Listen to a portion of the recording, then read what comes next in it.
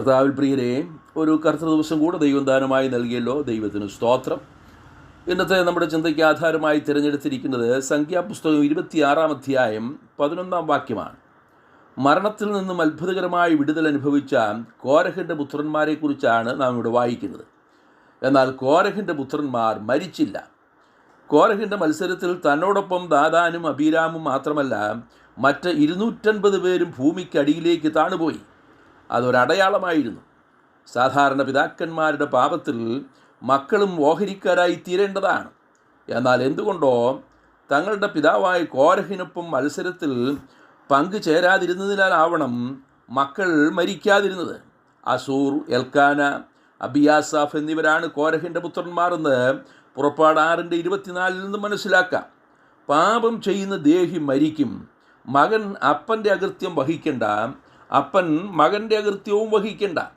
നീതിമാൻ്റെ നീതി അവൻ്റെ മേലും ദുഷ്ടൻ്റെ ദുഷ്ടത അവൻ്റെ മേലും ഇരിക്കുമെന്ന് യെഹെസ്കേൽ പ്രവാചകൻ പറയുന്നു. കോരഹിൻ്റെ മത്സരത്തിൽ പങ്കാളികളാകാതെ അത്ഭുതകരമായി മരണത്തിൽ നിന്നും വിടുവിക്കപ്പെട്ട കോരഹപുത്രന്മാർ ദൈവത്തോട് എത്രമാത്രം നന്ദിയുള്ളവരായിരിക്കും എന്നതിൻ്റെ തെളിവാണ് അവർ പാടിയിരിക്കുന്ന സങ്കീർത്തനങ്ങൾ. 84-ാം സങ്കീർത്തനം 1 മുതൽ 3 വരെയുള്ള വാക്യങ്ങളിൽ നാം ഇപ്രകാരം കാണുന്നു: സൈന്യങ്ങളുടെ ദൈവമായ യഹോവേ, തിരുനിവാസം എത്ര മനോഹരം! എൻ്റെ ഉള്ളം യഹോവയുടെ പ്രാകാരങ്ങളെ വാഞ്ചിച്ച് മോഹിച്ചു പോകുന്നു. കുരികിൽ ഒരു വീടും മീവൽപക്ഷി കുഞ്ഞുങ്ങൾക്ക് ഒരു കൂടും കണ്ടെത്തിയിരിക്കുന്നു.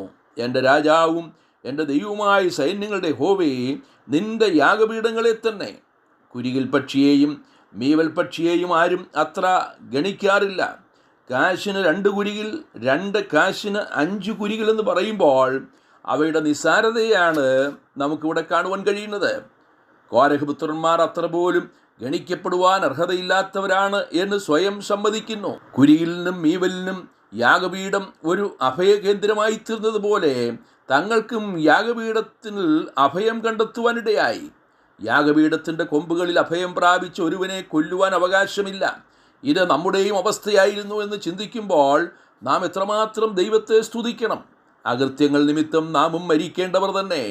എന്നാൽ നമുക്ക് അഭയം തരുവാൻ ദൈവത്തിന് പ്രസാദം തോന്നി. അത് ക്രൂശിൽ കർത്താവ് യാഗമായി തീർന്നത് കൊണ്ട് മാത്രമാണ്. ഇന്ന് പാപികളായ മനുഷ്യർക്ക് ഓടിച്ചെന്ന് അഭയം പ്രാപിക്കുവാനുള്ള ഇടം ക്രൂശാണ്.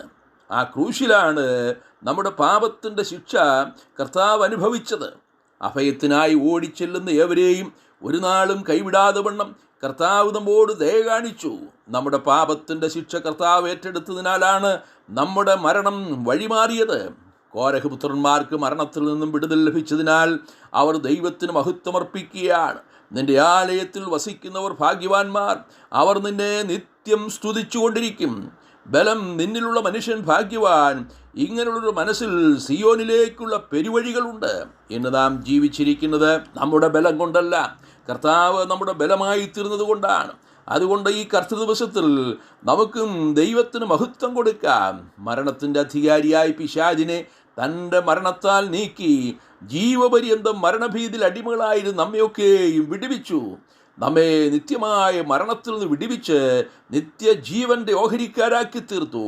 ദൈവത്തോടുകൂടെ നിത്യം വസിക്കത്തക്ക നിലയിൽ ആ നിത്യജീവൻ നൽകിയ ദൈവത്തിനെല്ലാം മഹത്വമർപ്പിക്കുന്നു. ഇന്ന് നാം സ്വർഗ സിയോനിലേക്ക് യാത്ര ചെയ്യുന്നവരാണ്. പുറകോട്ട് തിരിഞ്ഞു നോക്കിയാൽ നമ്മുടെ കഴിഞ്ഞ കാലാവസ്ഥ എന്തായിരുന്നു?